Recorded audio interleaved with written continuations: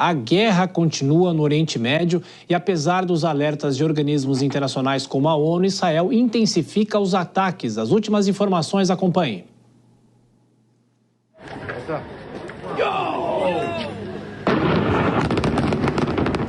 A quarta-feira começou com uma nova dinâmica na guerra. Israel agora ataca em 3 frentes de batalha: em Gaza, em Beirute e em regiões do sul do Líbano dominadas pelo Hezbollah.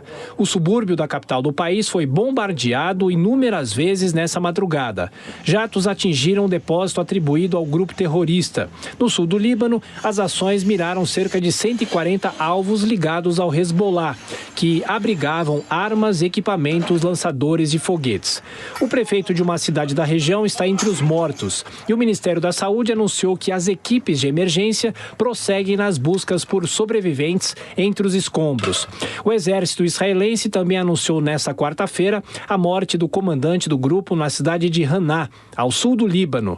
O norte da faixa de Gaza também foi alvo de bombardeios, local em que Mahmoud al-Mabou, comandante da força de drones do Hamas, foi morto.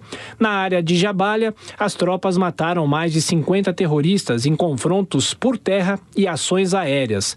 Os drones têm sido um dos problemas para Israel nos últimos dias. O país foi alvo de ataques isolados que conseguiram driblar os sistemas de defesa.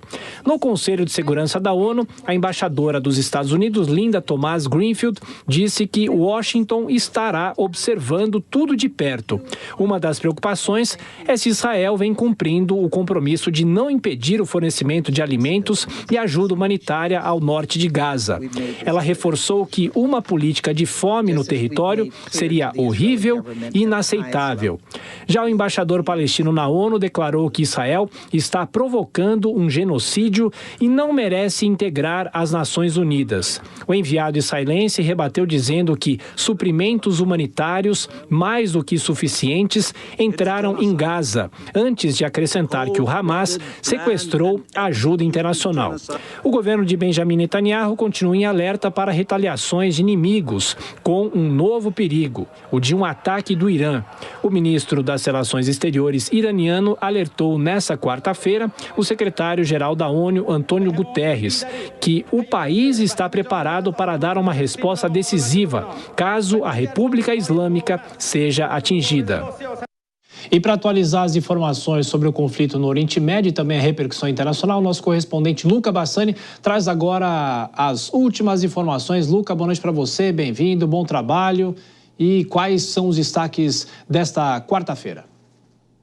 Boa noite a você, Thiago, a todos que nos acompanham. Realmente é uma grande preocupação a continuação dessa guerra para diversos atores no cenário da geopolítica internacional. Nós vemos que as tropas israelenses, mais uma vez, dispararam contra torres dos pacificadores da UNIFIL, as tropas interinas das Nações Unidas para o Líbano. Nesta ação que, segundo aqueles soldados que guardam essa posição, estaria violando mais algumas resoluções das Nações Unidas e também o acordo do direito internacional que prevê a proteção destes grupos. De acordo com o próprio chanceler israelense, Israel Katz, este aviso foi dado aos soldados da ONU, que não tem nenhum intuito de eliminar as forças de lá. Ele reconhece o trabalho que a UNIFIL faz no Líbano, mas disse que ela estaria sendo usada pelo Hamas como verdadeiro escudo humano. Ao mesmo tempo, nós vemos que essas outras localidades do norte e no sul do Líbano foram atacadas com bombardeios, principalmente no sul, a cidade de Hatia, o Haitié, teve o seu prefeito morto nesta manhã. Além disso, muitos pedidos de países europeus para que um cessar-fogo imediato entre em vigor, principalmente durante as próximas 3 semanas, com alguns países como a Espanha, até mesmo o governo da França e a Irlanda ameaçando não vender mais armamentos para Israel caso isso não aconteça.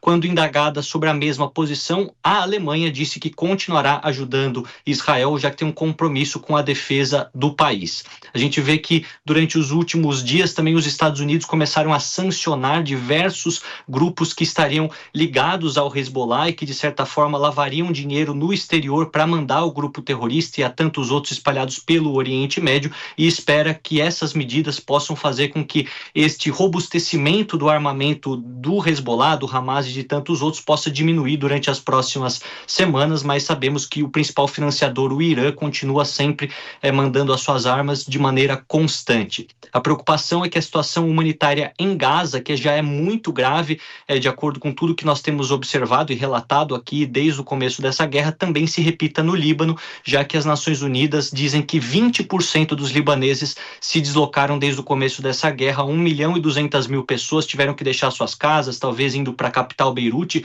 que agora também é um alvo constante dos bombardeios, ou indo para outros países, algumas pessoas até cruzando a fronteira com a Síria, que é um país que não terminou a guerra civil oficialmente, mas é um pouco mais estável, se assim podemos dizer, na capital Damasco do que Beirute é nesse momento. Então, muitas coisas podem acontecer, além dessa possibilidade da retaliação israelense ao Irã antes das eleições americanas no dia 5 de novembro, uma preocupação de como isso também poderia reverberar no mundo político, além, é claro, de todas as questões humanitárias envolvendo com uma guerra generalizada no Oriente Médio. Humanitário que você acompanha muito bem. Luca Bassani, nosso microfone Jovem Pan Internacional. Boa quinta-feira, você volta à nossa programação.